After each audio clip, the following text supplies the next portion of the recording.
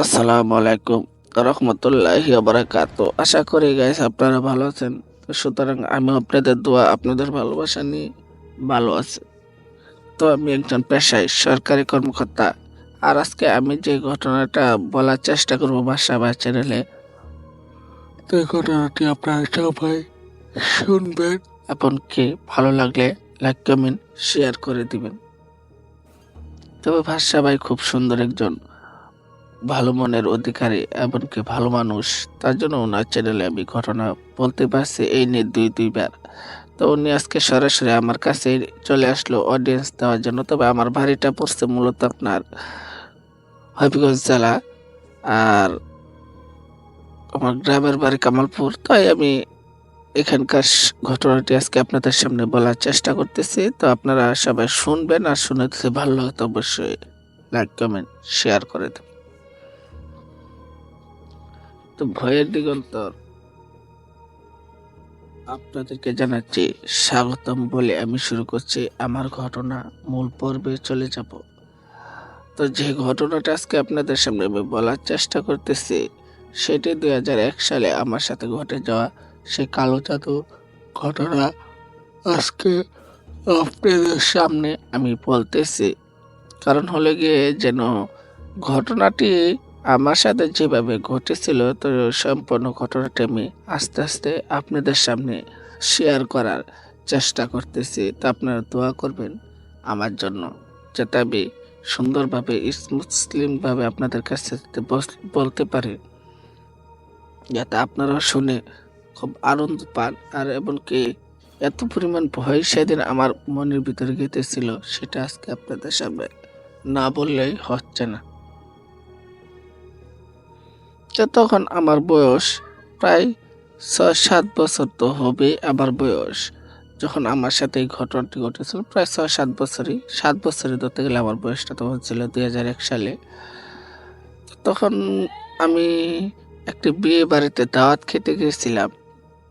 তো দাওয়াত খেয়ে আসার পরে আমার একটু পেটটা নামে, তো আমি কয়েকবার বাথরুমে গেলাম আইলাম।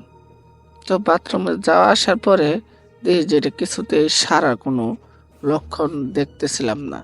তো আমার মা এবার গিয়ে ডাক্তারতে ওষুধ আনলো। তো ডাক্তারও মূলত আমার চাচাই ছিল। তো ওনাতে ওষুধ আনার পরে সে ওষুধ খেলাম। খাওয়ার পরে আমি সুস্থ হয়ে গেলাম। তো একটু সুস্থ হলে তারপরে কিছুদিন পর পর দেখি যে আমার সাথে এই ঘটনাটি ঘটে। কিছুদিন পর পর দেখি যে আমার সাথে এই ঘটনাটি ঘটে, যে প- দিনও বাথরুমে যায়, রাত্রেও বাথরুমে যায়। প্রায় দিনে না হলেও 100 বার বাথরুমে যাওয়া আসা আমার চলে। তো এরকম ভাবে যখন আমার বাথরুমে যাওয়া আসা চলে, তখন আমার ফ্যামিলিতে খুব একটা চিন্তার পাস পড়ে যায় চিন্তার পাস পড়ে যায়। তো ওরা কি করে, আমাকে প্রায় সময় ওই ডাক্তারতে ওষুধ না খাওয়াতে থাকে। তাহলে কিছু কাজ হচ্ছিল না ডাক্তার ওষুধে। পরবর্তীতে কবিরাজের তো ওষুধ না খাওয়া, তাতেও কিছু কাজ হচ্ছিল না। তখন মূলত আপনার খাজা মনিউদ্দিন চিশতিয়া তরিকা ওনার একটি ভক্ত আমাদের এলাকায় গিয়েছিল, ওনার থেকে ওষুধ না খাওয়াইছে, তাতেও আমার কিছু কাজ হচ্ছিল না। তো এইভাবে আমার সাথে যেন প্রায় সময় এই ঘটনাগুলি ঘটতে থাকে। এত পরিমাণ ঘটতে থাকে যে বলার বাইরে।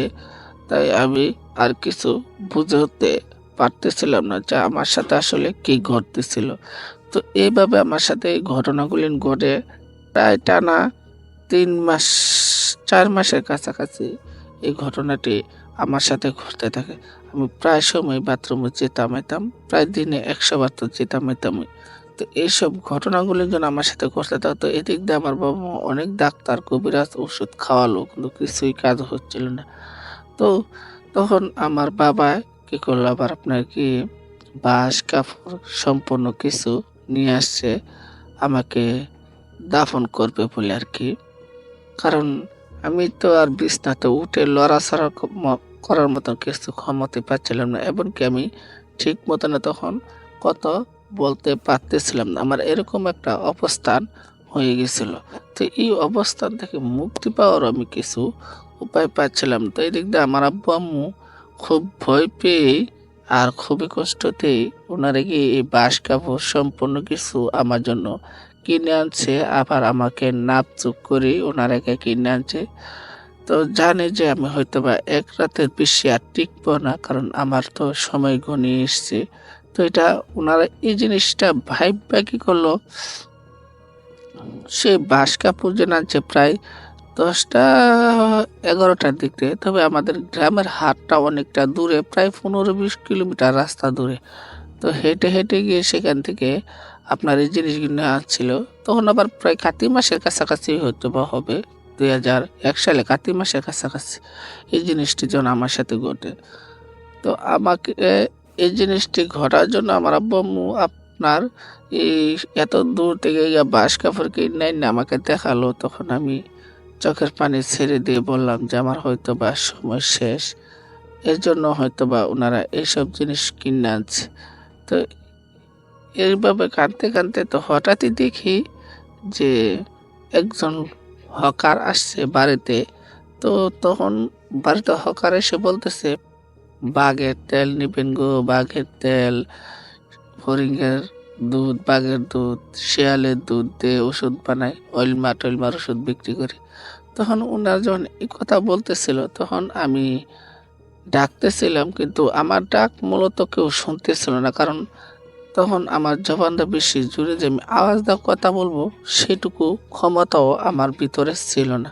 তখন আমি খুব কষ্টের ভিতরে আপনার একটা কাজ করলাম কি, এই ইয়া দিয়ে গুতাইতেছে। তখন গুতানির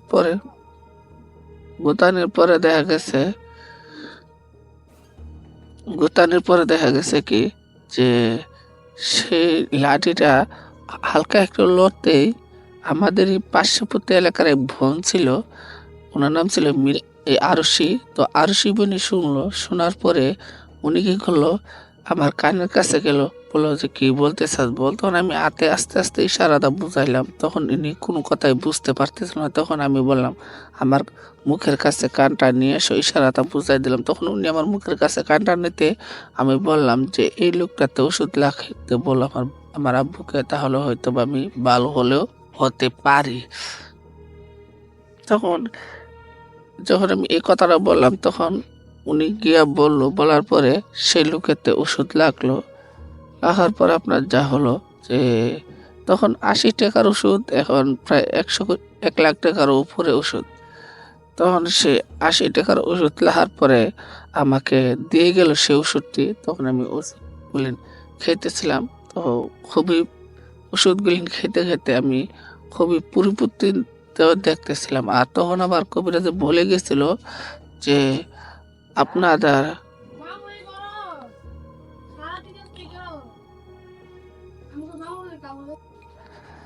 তো সেদিন সে ওষুধ খাওয়ার পরে আমি মোটামুটি কিছুটা সুস্থ হয়েছিলাম।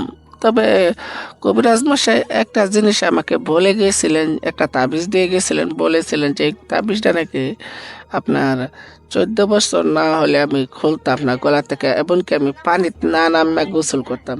আর আমার গোসল যদি করার থাকে তাহলে অবশ্যই বা আমি যাতে শুকনার মধ্যে গোসল করি, যাতে আমাকে সবাই বাসায় পানি তুলে তুলে গোসল করায় আর কি।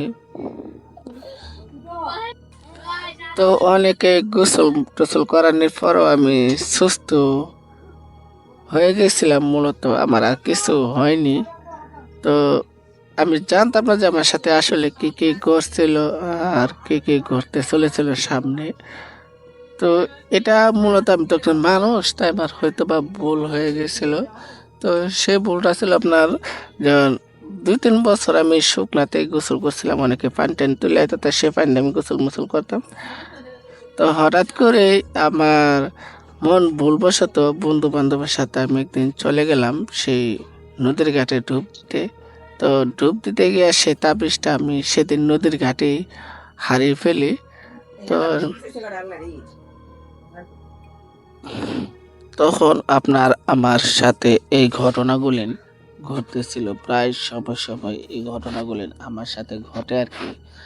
ঠিক তখন কবিরাজা যখন বলে গেছিল আমি নদীত না নামতে, তাই আমি সেদিন নদীত নামলাম। নাইমা বন্ধু বান্ধবের সাথে গা গোসল ফেললাম, তো কিন্তু গোসল পাইরা ওইটা দেখলাম আমার বন্ধু বান্ধব আমাকে ধরাধরি করে অনেকে তুলছে।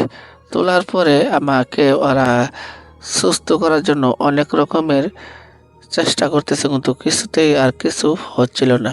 অলরেডি আমার শরীরে জিনের বসবাস হয়ে গেছিল, কারণ যেটা দিয়ে আপনারা আমার জন্য ওরা কালো জাদু করছিল। তো সেই সেই জিনিসটা দিয়ে ওনারা আবার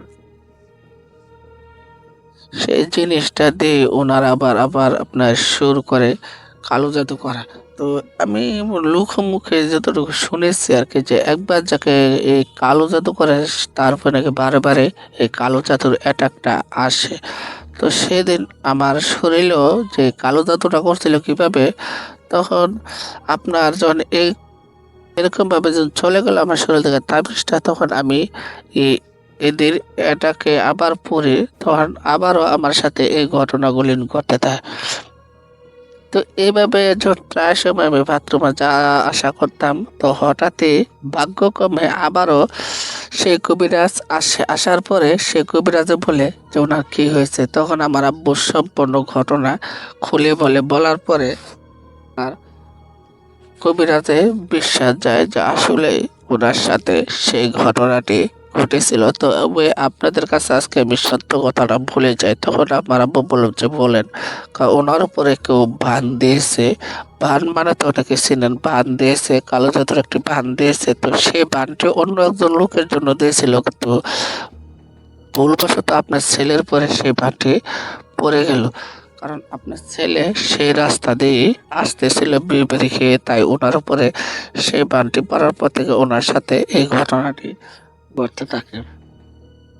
তখন আমার আব্বু বলল যে এখন উপায় একটাই, যত জীবন বাচ্চা যাবে তত জীবন আপনার ছেলে এইসব এই তাবিজটা গলায় ঝুলায় রাখতে হবে। তখন আমার আব্বু বললো যে এই তাবিজটা গলায় ঝুলায় রাখলে তো পাক না পাক তো একটা বিষয় আছে। তখন বলল যে যখন ওনারকে বিয়ে করায় দেবেন, তখন ওনার যখন স্বামী স্ত্রী একসাথে থাকবে, তখন ওনারা এই তাবিজটা খুইলা থিয়া দিবে, আবার সকালবেলা গা গোসল ফেরে তাবিজটা পড়তে হবে। কিন্তু ওনার যাতে কখনো আর নদীর নেমে গোসল না করে, কারণ মূলত এটা নদীর থেকে ওনার শরীরে বাচ্চা আসছে, তাতে উনি আর নদীর না নামে।